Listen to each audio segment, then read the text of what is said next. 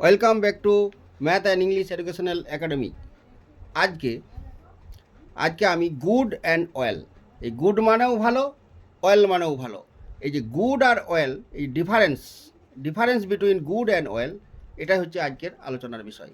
তাহলে গুড কখন বসে আর কোথায় বসে, আর অয়েল মানেও ভালো, অয়েল শব্দটা কী হিসেবে বসে আর কখন বসে, সেটাই হচ্ছে আজকে আলোচনা। The word good is used as adjective or a noun.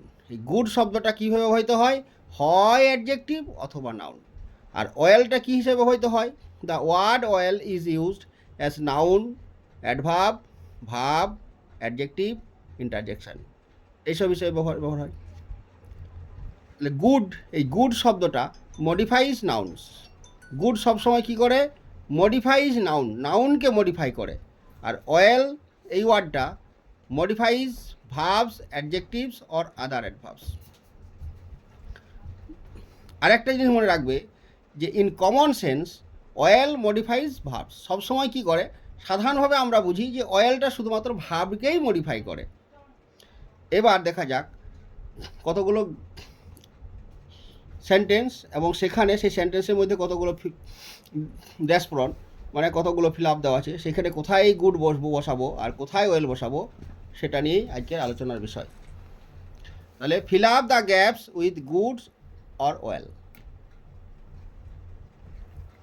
1 number সেন্টেন্সে কী আছে? I had a dash time at the party. তাহলে I had a dash time, এখানে আছে একটা আর্টিকেল দেওয়া আছে, ড্যাশ আছে, আবার টাইম, তাহলে এখানে নাউন আছে। তাহলে নাউনের আগে সবসময় কী বসে? অ্যাডজেক্টিভ। তাহলে অ্যাডজেক্টিভ কী হইতে হয়? গুড। তাহলে এখানে গুড,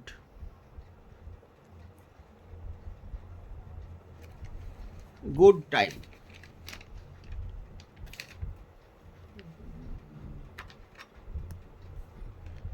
তাহলে I had a good time at the party.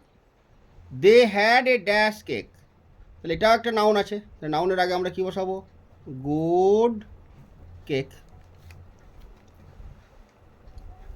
They played dash in the match, তাহলে they played dash, they played কী হবে? গুড না ওয়েল? এখানে অবশ্যই আমরা কী বসাবো? ভার্বকে মডিফাই করছে, তাহলে তারা কেমন খেলেছে? না ভালো খেলেছে।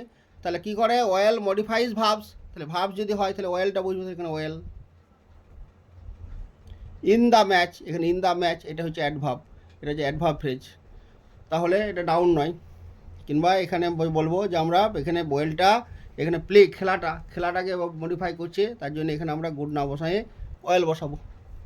Next, did you have a dash time at the party. Did you have a dash time, did you have a time, এই টাইমটা কিন্তু এখানে নাউন, তাহলে এখানে have a good time at the party, then the party went, তাহলে তোমরা যদি ভালো সময়টা কাটিয়েছ তাহলে পার্টিটাও ভালো গেল।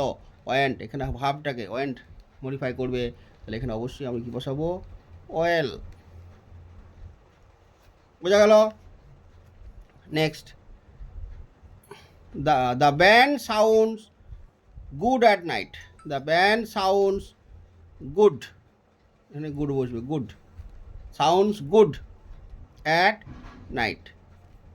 এবার এখানে একটা সেন্টেন্সের, এখানে একটা কথা একটা ডায়লগের মধ্যে দিয়ে গুড আর ওয়েল এগুলো কিভাবে ব্যবহৃত হয় তার একটা নমুনা দেওয়া হলো। এটা ভালো করে যদি পড়ো বা শোনো তাহলে বুঝতে পারবে যে গুড আর ওয়েল কোথায় বসে। এটা একটা conversation. How are you doing? I am doing good. No, superman does good. You are doing well. তাহলে এই সেন্টেন্সের মধ্যে কোথায় গুড বসে আর কোথায় ওয়েল বসে, এইগুলো ঠিকঠাক বসানোর জন্যই এই দুটো কনভারসেশন। তাহলে আজ এই পর্যন্তই। আশা করি তোমাদের ভিডিওটা ভালো লাগে, আর ভিডিওটা শেষ পর্যন্ত দেখার জন্য তোমাদের অসংখ্য ধন্যবাদ। যদি তোমাদের ভিডিওটা ভালো লাগে তাহলে অবশ্যই কমেন্ট করতে ভুলবে না। Thank you.